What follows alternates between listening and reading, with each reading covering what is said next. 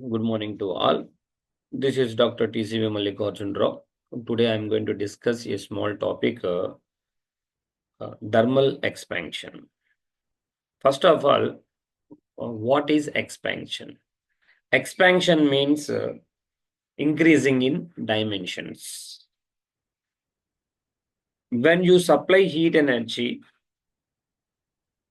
if length of the dimensions of the body increases, then it is called thermal expansion.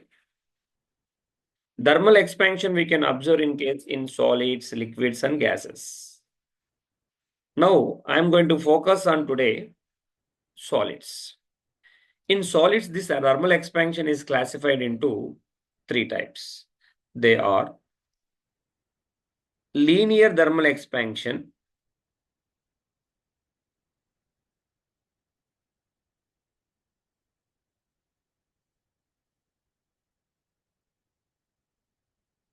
second one, aerial thermal expansion,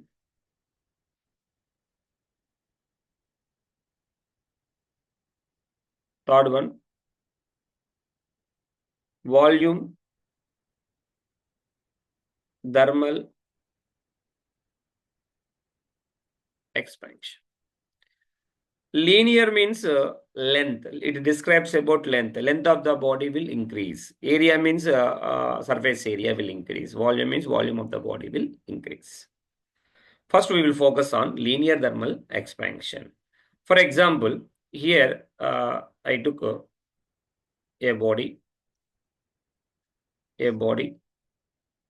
having length L. It is at a temperature T1. When we supply some amount of heat energy, what happens? Temperature of the body is increases. It reaches to the new temperature T2. In that situation, we can observe increasing in dimensions. Okay, delta L is the change in length of the body. That change in length of the body is directly proportional to temperature changes. It is directly proportional to the original length. If you club these two, what happened? Delta L is proportional to L into delta T. In order to remove the proportionality, we have to keep a constant here. That constant is called linear thermal expansion coefficient. That is represented by alpha. See, for example, this is an important formula. Frequently, we will use this formula. Remember it. Take L to the left-hand side, then what you are getting here, delta L by L is equal to alpha into delta T. Alpha into delta T. Delta L by L. Okay, already we learned about delta L by L in the previous lesson.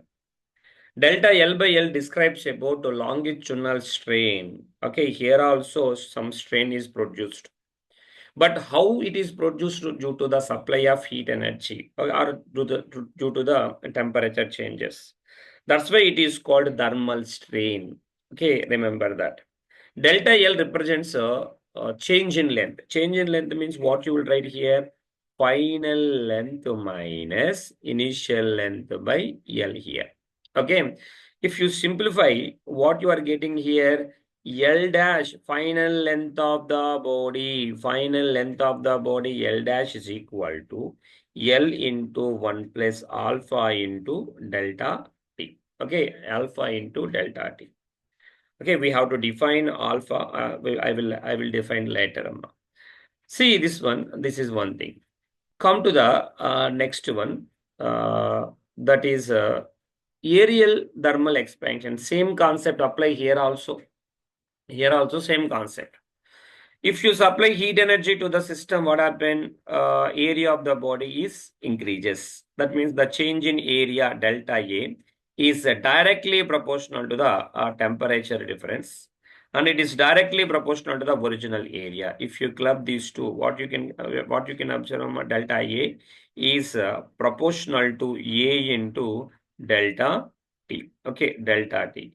In order to remove the proportionality, we have to keep a constant, what we call that constant beta. Beta is called areal thermal expansion coefficient.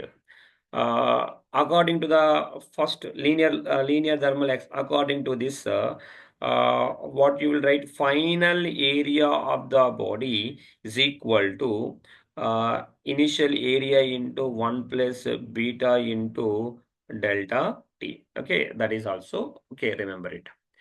Come to the next one. Same concept apply here also. Okay, I will discuss, okay, alpha, beta, gamma later. See, here also volume thermal expansion. Volume of the body is increased due to the supply of heat energy. Then delta V, change in volume of the body, is directly proportional to the temperature changes and it is directly proportional to the original volume.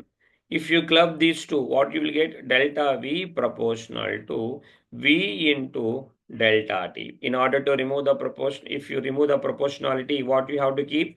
You have to keep a constant, what we call that gamma. Gamma is called volume thermal expansion coefficient. Okay, according to the 1 and 2, linear and areal. Final volume, what, how you will write? Final volume V dash is equal to V into 1 plus, okay, gamma into delta T. Gamma into delta T. Okay, these are the final length, final area, final volume. Okay, when you supply heat energy. Okay, this is about briefly, okay, linear, okay, expansions of solids. This is the common thing only, but we have to know the some important points related with these thermal expansions. First one, okay, here alpha. Alpha. What is alpha? Linear thermal expansion coefficient.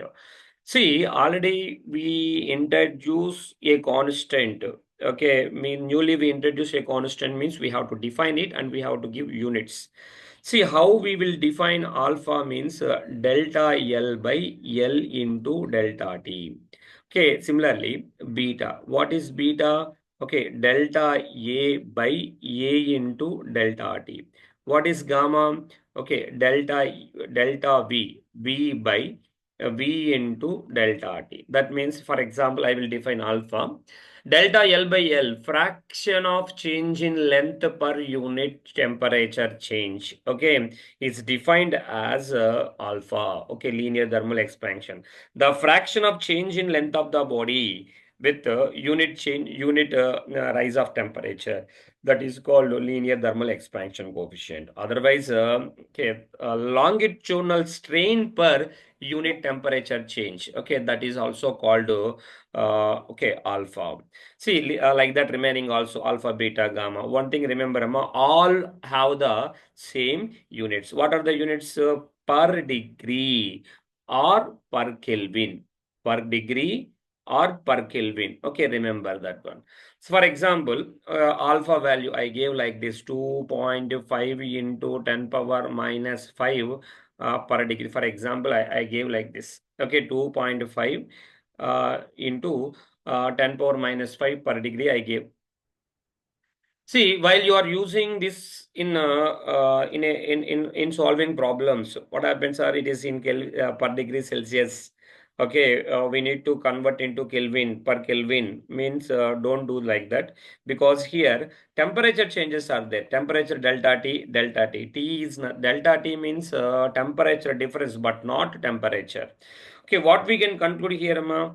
Okay, temperature changes in Celsius scale should be equal to temperature changes in Kelvin scale. Therefore, no need to convert units directly. You can use. That is one important point you have to remember.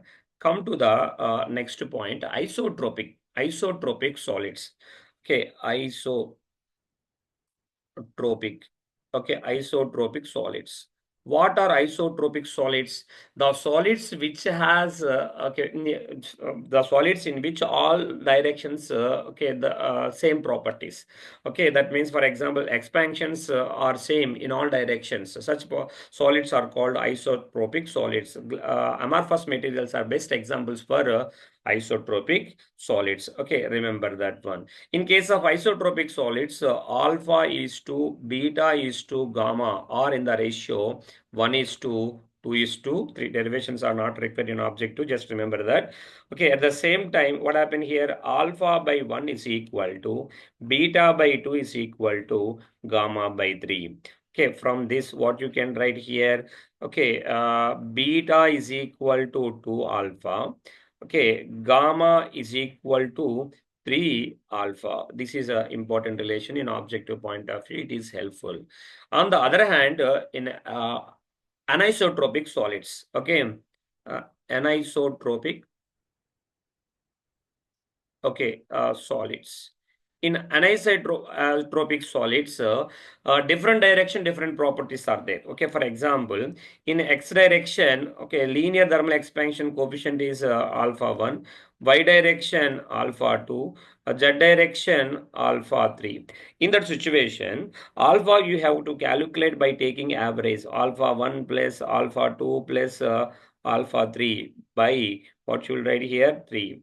Remaining properties are same. Okay, beta is equal to 2 alpha, gamma is equal to 3 alpha. This one you have to go through it. Further, some number of applications are there, we will discuss one by one.